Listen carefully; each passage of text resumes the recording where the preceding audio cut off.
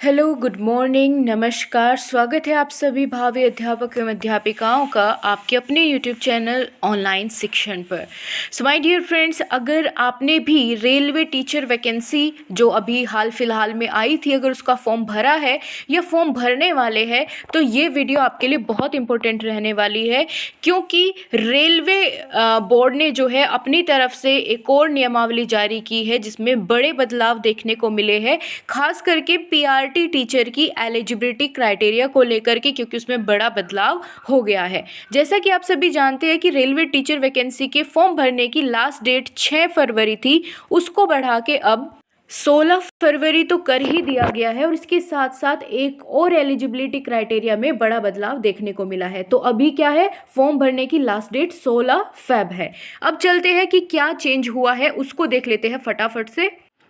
तो जैसे कि आप सभी जानते हैं कि रेलवे टीचर में जो प्राइमरी टीचर की वैकेंसी थी, ठीक है, रेलवे रिक्रूटमेंट बोर्ड की तरफ से जो वैकेंसीज निकाली गई थी, उनमें प्राइमरी टीचर की पोस्ट पर बीएड को भी अलाउड किया गया था, है ना। जैसा कि आप यहाँ पर देख पाएंगे, ये वो एलिजिबिलिटी क्राइटेरिया है जो कि पहला नोटिफिकेशन जब आया था उसमें गिवन था, पेज नंबर 87 पर, ठीक है। लेकिन इसको बदल के अब ये कर दिया गया है, यानी बदलाव क्या हुआ है वो आप देख सकते हैं। यहाँ पर जो बीएड भी इसमें एलिजिबल किया गया था कि अगर आपने ग्रेजुएशन के 50% मार्क्स के साथ करके उसके बाद अगर बीएड किया है तो आप प्राइमरी का फॉर्म भर सकते थे, लेकिन अब इसको यहाँ पर हटा दिया गया है, यानी बीएड अब एप्लीकेबल नहीं है। तो जो नियम हर एक वैकेंसी में फॉलो हो रहे थे वो अब इन्होंने भी अपने यहाँ पर लागू जो है कर लिए हैं। तो अब कौन कौन फॉर्म भर पाएगा एक बार आप लोग देख सकते हैं। अगर आपने अभी तक फॉर्म नहीं भरा है तो यहाँ पर है नया क्राइटेरिया। इसमें बताया गया है, अगर आपने 12th पास कर रखी है मिनिमम 50% मार्क्स के साथ, और उसके साथ साथ आपका 2 साल का एलिमेंट्री इन एजुकेशन वाला डिप्लोमा है, चाहे वो किसी भी नाम से जाना जाता हो, तो आप प्राइमरी टीचर बनने के यहाँ पर के लिए एलिजिबल हो जाते हैं।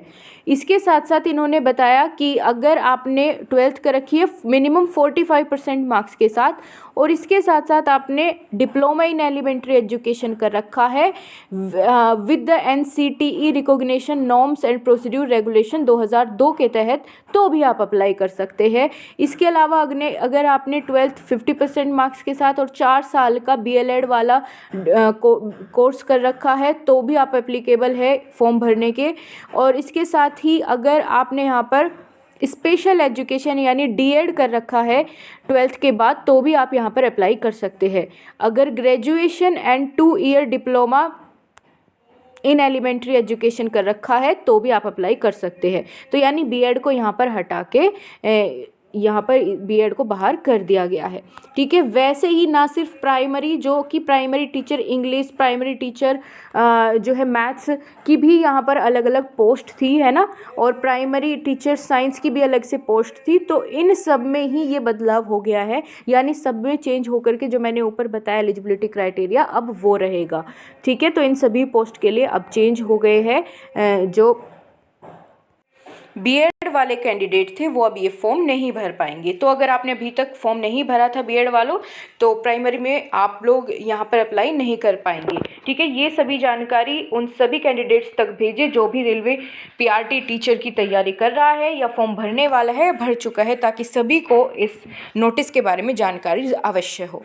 बाकी अगर आप कोई भी टीचिंग रिलेटेड इन्फॉर्मेशन चाहते हैं सबसे पहले, तो आप चैनल को सब्सक्राइब ज़रूर कर लीजिएगा। Thank you so much.